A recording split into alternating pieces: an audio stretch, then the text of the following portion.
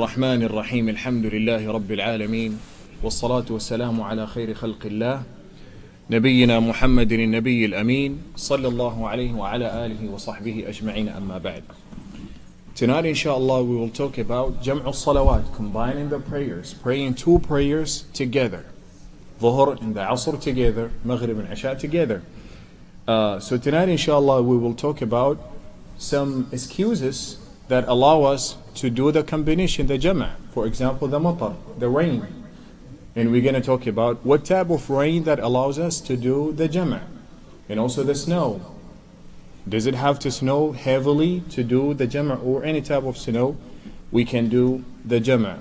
And then if we do the Jama', then after the Jama', let's say we combine Salatul Dhuhr and Salatul Asr together. And after the prayer, the rain stops. Do we have to repeat Salatul Asr? And also, if we know that, let's say we read the forecast and it says it's going to rain or it's going to snow in the time for Salatul Asr, can we postpone praying Salatul Dhuhr to Salatul Asr and make Jam'u Taqdeem? So we will discuss these points and more bi'idhnillah in tonight's lecture. So Moussa ibn Ahmed ibn Moussa Abu Naja in his book Zadul Mustaqna says, يجوز الجمع بين الظهرين وبين العشاءين في وقت إحداهما في سفر قصر. And this is one of the things that we have talked about, that when someone is traveling, can shorten the salat, praying any salat that consists of 4 rak'at, pray 2 rak'at, and then do the combination, praying Salatul Dhuhr and Salatul Asr together, and also pray Salatul Maghrib and Salatul Isha together. We had 3 different lectures talking about that. And something very important that I want to point out, which is when we do the Jam'a, ikhwani, when someone is traveling and combining Salatul Dhuhr and Salatul Asr, he can do Jam'a Taqdeem or Jam'a Ta'khir. He can pray Dhuhr and Asr at the time of Salatul Dhuhr, or pray Dhuhr and Asr at the time of Salatul Asr. And all of that is the sunnah of the Prophet Muhammad sallallahu alayhi wasallam. So either you pray Asr early with Dhuhr, or you pray Dhuhr late with Asr. All of that is sunnah. And you're not sinful. Do whatever is easier for you. Do whatever is more convenient to you. Same thing with Salatul Maghrib and Salatul Isha. You can pray either Salatul Maghrib and Salatul Isha in the time of Salatul Maghrib, meaning that you pray in Salatul Isha early, Jam'u Taqdeem, or you pray Salatul Maghrib and Salatul Isha in the time of Salatul Isha. So you pray in Salatul Maghrib late. Okay? And all of that is the sunnah of the Prophet Muhammad sallallahu alayhi wasallam. So do whatever is easier for you, do whatever is more convenient to you. You are doing the sunnah of the Prophet Muhammad sallallahu alayhi wasallam. Then he says, وَلِمَرِيضٍ يَلْحَقُهُ بِتَرْكِهِ مَشَقَّةٌ. This is one of the reasons also that allows you to do the combination, not the qasr, not shortening the salat. Sickness, the marad, when someone is sick, can do the combination. Salatul Dhuhr and Salatul Asr together, Salatul Maghrib and Salatul Isha together. And we have to discuss this in more details, what type of sickness that allows me to do so. But before talking about this, we have to understand a hadith in Sahih al-Imam Muslim.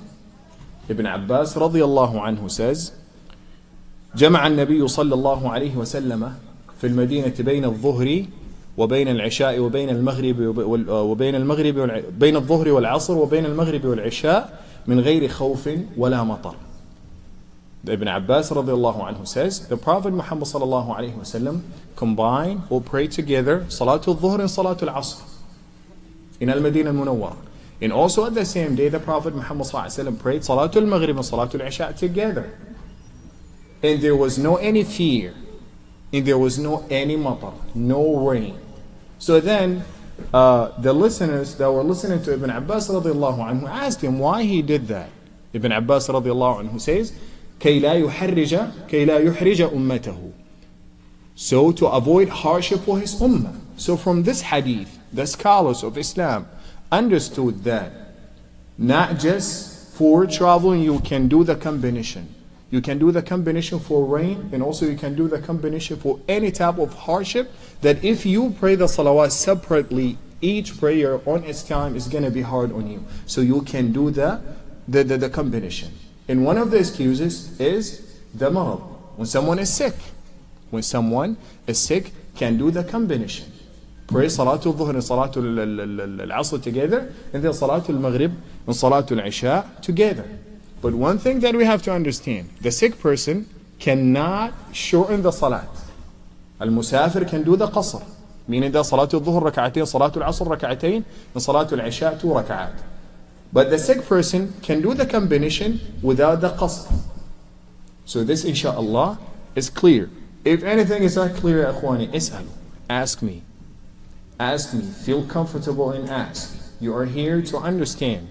Mujahid rahimahullah says, اثنان لا يتعلمان مستحن ومستكبر. Two people will never learn. Someone who's shy and someone who's arrogant. I believe none of you is arrogant. But some people may have some shyness. Don't feel shy. Some people ask the question after the lecture. Share the question with everybody.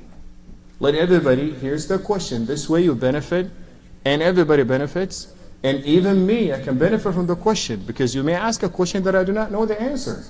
So they're giving me homework. I have to do research or reach out to scholars to get you the answer. So feel free and ask. Feel free and ask. If anything is not clear, ask. Yes? How long you should be away from your home to do the qasr? How many miles?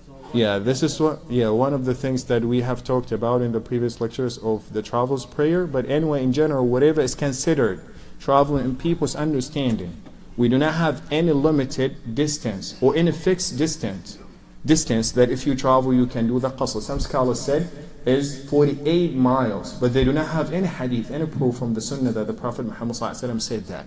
So whatever is considered traveling in people's understanding, so that's a traveling that we can do the qasr, shorten the salat, and do the combination. So if I'm driving to JFK, it's 2 hours driving, and usually people consider this as traveling, because you're not going to drive there if your car is not in a good condition. So it's a travel, it's traveling. You know, you make the qasr. If you're driving for an hour, going somewhere, that's traveling. So what matters, what people in that place consider traveling. You know, going to Cherry Hill in New Jersey is not traveling. It's just 15 minutes away from Philadelphia. So the right opinion about this is that we go with the urf, what people go by, what people understand, any distance that people consider as traveling, so that's traveling. You can shorten the salat, and also you can do the combination, and there's no any problem. So when we say that the sickness, the marad, gives you the permission or allows you to do the combination of the salat, someone may ask, what type of sickness? Headache? Diabetes? What type of sickness? What we are talking about and what we have to understand is any type of sickness that if you pray, you're going to be in more pain when you pray. Standing and going down for the ruku' in the sujood makes you feel more headache. Let's say someone has a severe headache. He's lying on the bed. If he stands up to pray, as he prays, standing and going down, he feels more pain. So that's hardship. What he has to do, he can pray Salatul Dhuhr and Salatul Asr together in the time of Salatul Dhuhr. Let's go for the adhan al-Dhuhr. Pray Salatul Dhuhr, make the iqamah again, pray Salatul Asr. And you're done. You don't have to pray Salatul Asr. You have prayed it with Dhuhr. When it's called for Salatul Maghrib, make one adhan and call the iqamah for Salatul Maghrib, pray Maghrib, and right after, call the iqamah for Salatul Isha and pray Salatul Isha, and you're done. You don't have to pray Isha when it's called for Adhan al-Isha. You have already prayed it with Salatul Maghrib. So that's Jam'u Taqdeem, ya ikhwani. That Jam'u Taqdeem, meaning that you pray in Salatul Asr early in the time of Salatul Dhuhr, and also you pray in Salatul Isha early in the time of Salatul Maghrib. You can do the opposite. You postpone praying Salatul Dhuhr to the time of Salatul Asr. Someone is sick. He has a severe sickness. If he prays standing and going down, that makes him go into more pain. So it is not convenient now for him to pray Salatul Dhuhr. It's called for Adhan al-Dhuhr. He's in real pain. So he can rest. When it's called for Salatul Asr, he prays Salatul Dhuhr and Salatul Asr together. So in this situation, he is praying Salatul Dhuhr late in the time of Salatul Asr. But that's permissible for him because he is sick. It's called for Adhan al-Maghrib, but he is in severe pain. He can't pray.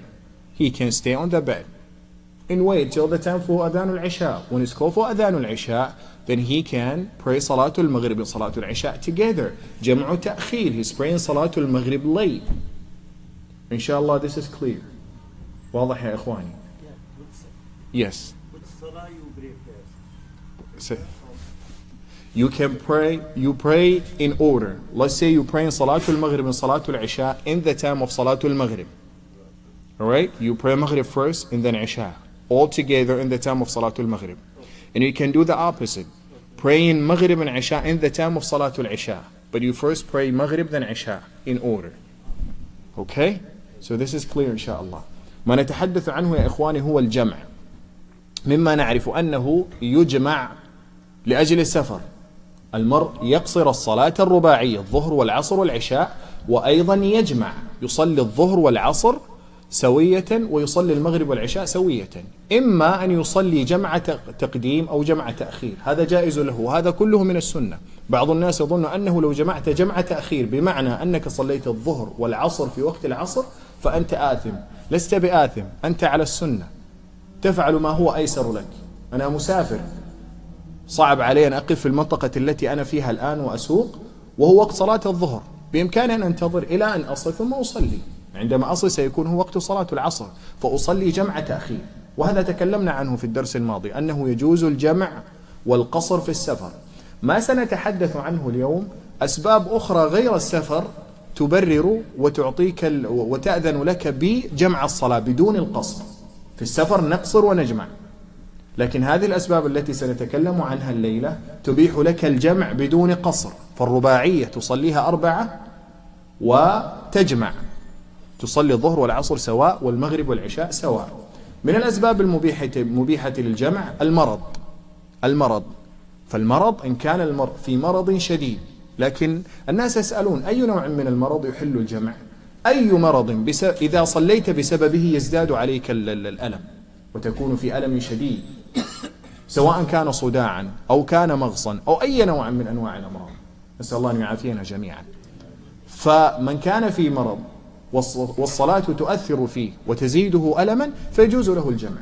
فيصلي الظهر والعصر في وقت الظهر وهذا جمع تقديم أو يصلي الظهر والعصر في وقت العصر وهذا جمع تأخير. وكذلك المغرب والعشاء يصلي المغرب والعشاء في وقت المغرب أو يصلي المغرب والعشاء في وقت العشاء. هذا جمع تأخير. كل ذلك جائز لمن كان مريضا وكانت الصلاة تزيده ألما وتزيده مرضا. وهذا من رأفة ورحمة الإسلام. والنبي صلى الله عليه وسلم في المدينة جمع من غير مطر ولا خوف كما روى ابن عباس رضي الله عنه. سئل ابن عباس لماذا جمع النبي صلى الله عليه وسلم؟ ما ذكر سببا محددا. قال كي لا يحرج أمته كي لا يسبب الضرر لأمته ويسبب الحرج عليهم فجمع.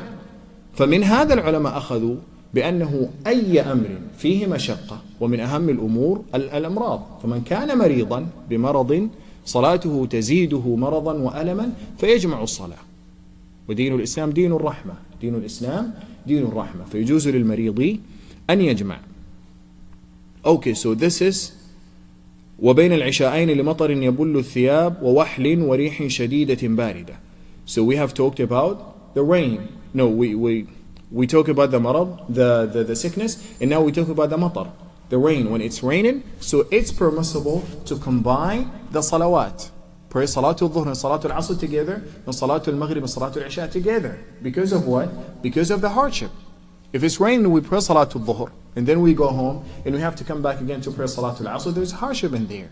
So because of that, we can pray both prayers in the time of Salatul Dhuhr. Same thing in the time of Salatul Maghrib when it's raining.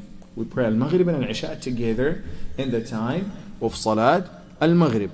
And also the same thing with the wahl. The wahl is the mud, the teen. Sometimes when you are in an area that the surface of the ground has dirt, has turab. So when it's raining, it's going to be mud in there. So even after the rain, it's hard to walk to the masjid. If that's the situation, so we can do the jama'. We can do the jama'. We pray Salatul Dhuhr and Salatul Asr together in the time of Salatul Dhuhr in the masjid. And also we do the same for the Maghrib and the Isha, praying the Maghrib and the Isha together in the time of Salat al-Maghrib. And same thing with the wind. When we have very strong wind with coldness. It's very cold and it's windy. So in such situation, we should make the jama' praying the two prayers together. But al-mu'allif, he said, بين العشاءين, meaning that for the rain and also for the wind and the cold, that's only limited to Salatul Maghrib and Salatul Isha. But we don't follow what the mu'allif says always, because we follow the dalil. So Ibn Abbas says the Prophet Muhammad made the jama' for Salatul Maghrib and Salatul Isha and Salatul Dhuhr and Salatul Asr without the rain and without any fear. So meaning that when there is any hardship, it is permissible to do so, to do the jama' for the Dhuhr and Asr and the Maghrib and the Isha. We cannot differentiate between the two prayers except if we have a dalil. So whenever it's raining, whenever it's windy and it's very, very cold, some people, they take this very, very, they're not taking it seriously. Whenever it's cloudy, they make the jama'. That's not right. It has to be a rain. It has to be rain. Sometimes it's just showering. It's shower. It's not strong rain. For such shower, we don't make the combination of the salawat, because there's no any hardship in coming to the masjid. There's no any hardship in coming to the masjid. And what the scholar says, how do we differentiate between the rain that has hardship and the rain that does not have hardship? The rain that makes your clothes wet, meaning that it has to be raining so heavily and you need umbrella. Sometimes we come to the masjid, you can walk in the rain. It's very, very light. It does not even get you wet. And people want us to do the combination, praying Dhuhr and Asr together or Maghrib and Isha together. So we have to have a valid reason. A rain that there is hardship when you pray Salatul Dhuhr alone, and then you have to come back again and pray Salatul Asr. So if there is no any hardship, we should not be making the jama'. And also, that under that goes the snow. When it's snowing, we make the jama'. When it's snowing, we make the jama'. And also after the snow, let's say it snowed for 6 hours or for 7 hours. After the snow, after it stops snowing, there's going to be snow on the ground. And it's really hard to walk on the snow to come to the masjid. And also it's really hard to drive sometimes to come to the masjid. So in such situation, even after the snow, we still can make the jama'. Because there is hardship in there. Coming to the masjid is very hard. So we make the jama', make the combination, praying Salatul Dhuhr and Salatul Asr together, and praying Salatul Maghrib and Salatul Isha together. Something very important that we have to talk about when we talk about the jama', ya ikhwani. Some people do not have wisdom. Some people, when they do not have, they're not good in their social skills. How you treat people and how you deal with people, how you get along with people. This is one of the things that you always have to learn. And Islam has taught us this, or Islam is teaching us this. Like the smiling, how to be very respectful. So sometimes you may be in a masjid that they do not make the jama'. It's raining, they don't make the jama'. So that should not lead to a khilaf, should not lead to a fight, should not break the reason we are in the masjid, which is unity, to be together. Because in a madhab al-Hanafiyya, al-Imam Abu Hanifa, rahimahullah, he does not believe in the combination, in the jama', except in one situation, which is in the day of Arafah. When you go for the Hajj, inshaAllah, when Allah subhanahu wa ta'ala blesses you, pray Dhuhr and Asr together and Maghrib and Isha together in Muzdalifah. So the only valid time for him to do the combination is when you are in Arafah. So when you go to any masjid that follows Madhab Abu Hanifa, they may not do the combination. So that should not lead to any fight. Take it easy. They're not making the jama'. Take it easy. Don't make the jama'. Pray Salatul Dhuhr and leave. When it's the time for Salatul Asr, pray Salatul Asr. And we are not disrespecting Al-Imam Abu Hanifa or saying that Al-Imam Abu Hanifa has less knowledge or Madhab al-Hanafi is not a valid manhaj. No, we believe that all of the 4 different madahib are madahib that follow the sunnah of the Prophet Muhammad ﷺ, following the book of Allah. And the book I'm reading is Zad al-Mustaqni', is a book that following al-Madhab al-Hanafi, al-Madhab al-Hanbali. And the reason why I'm teaching or using this book as guide, as a textbook, because it's a book that I studied in Saudi Arabia, and also it's a good book, but at the same time, I'm not following whatever the author says. I follow the dalil. He could say something that's not right. So I say this is not right, and here's the dalil. We follow the dalil, we're not following any certain We're not following just one person, because some people, they just care about what the Imam they follow says. We all have to care about the Sunnah of the Prophet Muhammad sallallahu alaihi wasallam, because all of the Imams, all of the scholars, they could make mistakes. So when they make a mistake and we know that what they say is not right, we should not follow it, because they are the ones we follow. If we know the right, we know the Sunnah, we know the Hadith that saying what they say is not right, so we should neglect what they're saying and follow the Sunnah of the Prophet Muhammad sallallahu alaihi wasallam. So it's valid in the Sunnah of the Prophet Muhammad sallallahu alaihi wasallam when it's raining to make the Jama'ah, when it's snowing to make the Jama'ah. But if you go to a masjid that they do not make the Jama'ah, they do not consider this as valid thing to do in Islam. Do not run into fight with them. Take it easy. Pray Salatul Dhuhr and leave. Pray Salatul Asr when you visit the temple, Salatul Asr. Same thing with Salatul Maghrib. So take it easy. And also, one of the things that we have to understand, we should not be arguing and going into different directions in the masjid and breaking the purpose we are in the masjid, which is the unity. So some people say, okay, we have to make the Jama'ah. And others say, no, we do not have to make the Jama'ah. And the Imam says we have to do it. Or the Imam says we do not have to do it. What we have to understand, in such situation, the person who makes the decision is the Imam. Is the Imam. Follow whatever the Imam says. If the Imam is not making the proper thing, let's say you enter a masjid and the Imam is making the Jama'ah, but the reason is not valid and that's clear to you. There's just cloud on the sky and they're making the Jama'ah. The Imam decides to make the Jama'ah. That's not a valid reason. And you have already studied this and you understand what is the reason for making the Jama'ah. It has to be hardship in there. It has to be a real rain. But there's no any rain and the Imam decides to make the Jama'ah. You know that the decision of the Imam is not right. Don't be different and make a fitna and cause a fight in the masjid. Pray Salatul Dhuhr. When they're making the Jama'ah, pray Salatul Asr with them. Make the niyyah that I'm praying in as-sunnah. Then when it's the time for Salatul Asr, pray Asr. Clear, إخواني؟ شيخ دلوقتي لو في حد مسافر مثلا JFK ماشي والطهر ابن عليه في البلد اللي هو فيها في فيلادلفيا مثلا ماشي ممكن يعمل صلاة تقدير 4 و4 قبل ما يروح هناك لأن ممكن يكون مثلا ما فيش مسجد هناك أو يقدر يصلي هناك ولا كده. عموما تكلمنا على هذا في المحاضرة الماضية أنه متى يجمع متى ما خرج من المدينة وخلى من البنيان. فلو كنت مسافر مثلا سأذهب إلى JFK وانطلاقي من البيت وخروجي من البيت الساعة 2 ظهرا، الظهر يؤذن 1:10 فأنا في البيت أذن لصلاة الظهر، فهذه الصلاة حلت علي في الحضر فأصليها صلاة الحضر 4 ركعات ولا أجمع. وإن سافرت نفترض أني ما صليت الظهر ثم بعد ذلك خرجت الساعة 2 ماشي، وعندما وصلت إلى JFK أردت صلاة الظهر أصليها 4. لماذا؟ لأنها حلت في الحضر، حلت في الحضر فأصليها 4 وجبت علي 4 لأني كنت في الحضر ما كنت مسافرا.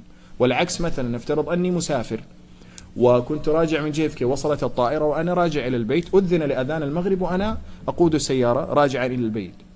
نفترض أنها صلاة العصر لأن يعني صلاة المغرب ما فيها قصر، صلاة العصر مثلا وما صلي صلاة العصر، وصلت إلى البيت أريد أن أصلي صلاة العصر أصليها 2 ركعتين. لماذا؟ لأنها حلت في السفر فأصليها كما وجبت علي. ماشي؟ الله يبارك فيك. نعم. هل يجوز الجمع لظروف العمل؟ ما يجوز الجمع لظروف العمل يا إخواني، هذا قلته لأنه لو فتحنا الباب ما حد حيصلي الصلاة في وقته، الناس كلهم سيجمعون، فهذا ما يصح يا إخواني. لكن أنا ذكرت في المحاضرة الماضية أنه يجوز الجمع الصوري. ما هو الجمع الصوري؟ أنك تصلي الظهر في آخر وقتها والعصر في أول وقتها. كيف هذا؟ يؤذن للعصر مثلا الساعة 4:15 فتأخذ يعني استراحة واحدة بريك واحد الساعة 4:15 ثم تصلي الظهر، بعد أن تنتهي من الظهر 5 دقائق يؤذن للعصر تصلي العصر، فأنت صليت الظهر في آخر وقتها والعصر في أول وقتها.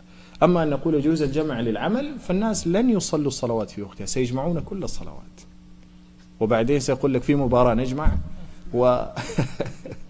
فالأعذار يعني العلماء حددوها بأنه المطر وأيضا الريح الشديدة والمرض والسفر، لكن نفتح الباب لا ما ينفع هذا. فالعمل ليس عذرا لجمع الصلوات، ليس عذرا لجمع الصلوات. الصحابة كانوا يعملون وما كانوا يجمعون، والله قال إذا نودي للصلاة من يوم الجمعة فاسعوا إلى ذكر الله، ما قال أكملوا البيع ثم اجمعوا، فاسعوا إلى ذكر الله اتركوا العمل. فهذا أمر مهم يعني. المؤمن مطالب منه أن يعبد الله سبحانه وتعالى بالدرجة الأولى ثم العمل بالدرجة الثانية، فيوفق بين العمل والعبادة، والعبادة أهم من العمل. So what I was talking about is that when you enter a masjid and the imam makes a false decision by making the jama', just pray with them and make the niyyah that I'm praying Salatul Asr as sunnah. Then when it's the time for Salatul Asr, pray Salatul Asr as wajib, as obligatory prayer. But do not run into fight and do not run into fitna in the masjid, because the reason why we're in the masjid for unity, to love each other. You know, so the imam makes the decision. If you believe that what he's doing is not right, but if he's an imam that you trust his knowledge, just follow the imam and pray with the imam. Pray with the imam. And usually the imams, they do not make the jama' for no reason. Usually it's raining or it's snowing. But anyway, let's say you follow madhab Abu Hanifa and you believe that's not right, and you enter a masjid, they're making the jama'. So pray with them Salatul Asr as Sunnah. Pray Salatul Asr as Sunnah. And I'm not, because some people, what they do, they pray Salatul Dhuhr, and then whenever people finish Salatul Dhuhr and they're making the jama', people leave. Other people may feel something in their heart and they may lead to a fitna or whatever. Just pray with them as Sunnah, and then when it's the time for Salatul Asr, pray Salatul Asr. طيب يا أخواني. نعم. هذا شيخ على صلاة الجماعة، هل ينطبق على صلاة الفرد؟ في ماذا؟ الجمع. الجمع طبعا ما ينطبق على، يختلف حسب الحال. إن كان الجمع للمسافر فهذا ينطبق على من يصلي مفردا أو يصلي لوحده أو يصلي في جماعة إن كان مسافرا. والمريض أيضا يحق له الجمع لأنه سيصلي في البيت غالبا، لن يصلي في جماعة. لكن إن تكلمنا عن الجمع لأجل المطر أو لأجل الثلج، هذا خاص بصلاة الجماعة. فنفترض أنه الثلج ينزل بكثافة، ماشي، وأنا في البيت أذن لأذان الظهر، ما أقول أنه لأنه الثلج ينزل يتساقط فسأجمع. ما تجمع، لأنه ليس هناك داعي للجمع، ستصلي الظهر في وقته والعصر في وقته في البيت، فما تجمع. لكن إن كنت مع الجماعة في المسجد فتجمع. كذلك الجمع لأجل الريح ولأجل المطر ولأجل الوحل، هذا خاص بصلاة الجماعة. أما المرض والسفر فهذا يعني يسري على الجماعة وأيضا على المنفرد الذي يصلي وحده. نعم. لو دخلت الجامع بعد صلاة الجماعة هل يجوز؟ هذه من الأمور اللي سنتكلم عنها إن شاء الله في المحاضرة القادمة إن شاء الله، لأنه الوقت أزف يعني. في المحاضرة المفترض 20 دقيقة، نحن تجاوزنا أكثر من ذلك. فعموما إن شاء الله سنتكلم على هذا وأكثر في المحاضرة القادمة. وأيضا من الأمور المهمة التي لا بد أن نعلمها, one of the very important things that we have to know about making the jam'a, the combination, because of the snow. It has to be always jam'u taqdeem, meaning they're praying dhuhr in the asr in the time of salatul dhuhr. We can't say that we have find out that in the forecast they say it's gonna snow in the time of salatul asr. So we're not praying dhuhr now, we're gonna wait till the time for salatul asr and we make the jam'a because it's gonna snow in the time of salatul asr. We do not have the 100% knowledge that it's gonna snow in the time of salatul asr. Allahu a'lam. And the same thing also when it's snowing in the time of salatul dhuhr. It's called for salatul dhuhr. If it's the time for the iqamah for salatul dhuhr, we can't say yes, it's raining or it's snowing, but it's going to stop raining in 30 minutes. So we're not going to make the jam'a. We don't know. It may stop, it may not stop. Allahu a'lam. Many times in the forecast they say things and it doesn't happen. It's prediction. Allahu a'lam. So what matters to us is عند افتتاح الأولى, when we start the first prayer, salatul dhuhr or salatul maghrib, it's snowing, it's raining, we make the jam'a. It's going to stop, it's not going to stop, that's not our job. That's not our job. Allah subhanahu wa ta'ala knows the best and know if it's going to stop. Even if it happens to stop raining or snowing, we do not have to repeat Salatul Isha. If we pray the Jam'ah, the Maghrib and the Isha together, and also Dhuhr and Asr together, we do not have to to pray Asr again if it stops raining right after finishing Salatul Asr when we make the Jam'ah, the combination. So this is clear inshallah. Na'am. سنتكلم على هذا إن شاء الله في الدرس القادم. ما أريد أن أطيل على الجماعة. إن شاء الله. Anybody has any questions? Any question يا إخواني؟ صح يا شيخ. نعم. اللي رايح البحر في الصيف مثلا كده ينفع يجري؟ حسب البحر اللي بيروح له. إن كان بحر قريب جدا، افترض أنك تعيش في أتلانتيك سيتي وستذهب إلى البحر الذي في المدينة، هذا ليس بسفر. لكن لو كنت ستذهب مثلا إلى بحر مثلا 2 3 ساعات، هذا سفر. فهي الحكاية مش حكاية بحر أو غير بحر، السفر. نعم. جزاك الله خير يا شيخ. لا، لأنه مثلا إحنا ما في بحر قريب علينا هنا في فيلادلفيا غالبا، يعني أقل شيء ساعة ساعة ونص، فهذا يعد سفر، فتجمع لأجل السفر وليس لأجل البحر. جزاك الله. ماشي، الله يسعدكم. وهي أبواب الجمع هذه لو فتحناها الناس يريدون يجمعون حتى الفجر، يعني يريدون نجمع الفجر مع الظهر مع بعض كوكتيل كذا ونمشي. فدين الله سبحانه وتعالى توقيفي طبعا، ما في شيء من عندنا، كل من عند النبي صلى الله عليه وسلم، وهو موحى إليه من عند الله تبارك وتعالى، فنعبد الله كما عبده نبيه محمد صلى الله عليه وسلم. وقال النبي صلى الله عليه وسلم: صلوا كما رأيتموني أصلي. فنحن نقلد صلاة النبي صلى الله عليه وسلم ونصلي كما صلى. وكان النبي صلى الله عليه وسلم يعمل والصحابة كانوا يعملون، وما كانوا يجمعون لأجل العمل، ما كانوا يجمعون لأجل العمل، فكانوا يجمعون لأجل السفر والمطر والريح الباردة التي فيها برد شديد. فهذا كله مأثور في سنة المصطفى صلى الله عليه وسلم، وما عدا ذلك فليس عذرا يبيح الجمع. نعم. هل يجوز الجمع عند السفر إذا السفر كان مش لوجه الله، يعني بس بلجر؟ أيوة، تكلمنا على هذا في الدرس الأول من صلاة المسافر. فما لا يجوز الجمع فيه هو السفر الذي يكون فيه معصية. فالسفر الذي هو للسياحة pleasure يجوز فيه الجمع لأنه سفر حلال، فيما إذا كانت السياحة التي ستزاولها سياحة حلال.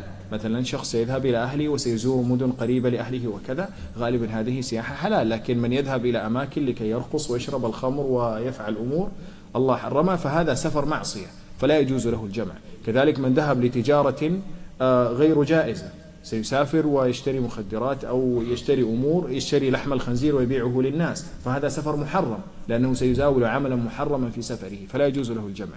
لكن ما دام أنه سيزاول عملا مشروعا في الدين في سفره، سواء كان زيارة أو كان لأجل العمل أيضا، فيجوز له الجمع. افترض أن شخصا يسافر كثيرا للتجارة للبزنس، وما نقول أن سفرك للبزنس ما تجمع وما تقصر، الله ما قال أنه للبزنس ما تجمع ولغير البزنس تجمع، ما دام أنه سفرا حلالا ليس سفرا محرما فيجمع، والدين سهل إن شاء الله. لكن الناس ما يقتنعون بهذا، كثير من الناس يقول لك كيف حتى الفطر في السفر ما يفطرون، يقولون لا السفر سهل الآن، نحن نسافر في الطائرة والطائرة ليس فيها مشقة، السفر قطعة من العذاب. لو كانت في الطائرة، لو كانت في الدرجة الأولى تجمع وتقصر وتفطر إن كنت صائما. هذا هو دين المصطفى صلى الله عليه وسلم، وهذا هو دين الله، ونحن يعني مأمورون باتباع السنة، فهذا أمر مهم. لكن ما دام أنه المرء سيسافر لأمر محرم، سيزاول عملا محرما في سفره، فلا يجوز له أن يجمع، لأن سفره سفرا محرما وليس سفرا يجيزه الشرع. Any questions? Yes. And if you go somewhere and you stay there for 2-3 days, what's the time limit that you would consider a musafir? Yeah, so I would advise you to watch the Travelers Prayer series 1, 2, 3. But anyway, I'm going to answer the question. What we talked about is that when you reach your destination, let's say I'm going to my country, I'm going to India, for example, and I'm going to stay for 2 months. I'm a traveler. Some scholars said, including the Mohamed, Moussa ibn Ahmed ibn Moussa ibn Najah, the author of this book we're reading, he says, if you stay in for 4 days, so you make the qasr. You keep shortening the salat. Why? Because the Prophet Muhammad sallallahu alaihi wasallam, when he went for the Hajj, he stayed from the 4th of the Dhul Hijjah to the 8th of the Hijjah. He was making the qasr for 4 days. But this hadith is, you cannot base your argument on this hadith. Why? Because the Prophet Muhammad ﷺ had other traveling. He was in Tabuk for 19 days and he was making the Jama'. And he was in another trip also for 20 days, he was making the Jama'. So it is not limited to 4 nor 20 nor 19. Whatever, you are a traveler. You go to India, you're going to stay for 2 months. You are a traveler. So you can still shorten the salat. Okay? But if you establish residence in that place, let's say you go to India and you're going to stay for 4 years. Definitely you're going to find a place to rent or to buy. You're going to buy a car and you're going to establish residence in that place. So you're not a traveler anymore. You have to pray any prayer that consists of 4 rak'at. But if it's a short visit, even if it's 2 months, you can keep making the qasr until you come back, even if that trip is for business. There's no any problem. But if you watch the series of the Travelers Prayer 1, 2, and 3, all of these questions have been discussed in these lectures. Okay? Anybody has any question? Yes. Can I make Jama Taqdeem and Qasr in the case when, let's say, at the time of Zuhr, Philadelphia, and at the time of us, I know I'll be in Safari. Yeah. Anyway, you can start making the jama' and shortening the salat till you start your journey by leaving the town. So if you're in Philadelphia, you're still in Philadelphia. You have not yet started your journey, so you're in town. Let's say I'm going to JFK. I'm going to leave by 2 o'clock p.m. Okay? Adhan al-Dhuhr is 1:10. Okay? So I'm going to leave by 2 o'clock. But at 1:10, it's called for the Adhan al-Dhuhr and I was in town. So that prayer is obligatory upon me to pray it 4 rak'at. Because it was called for it when I'm in town. So even if I drive to JFK and I want to pray it, I'm going to pray it 4.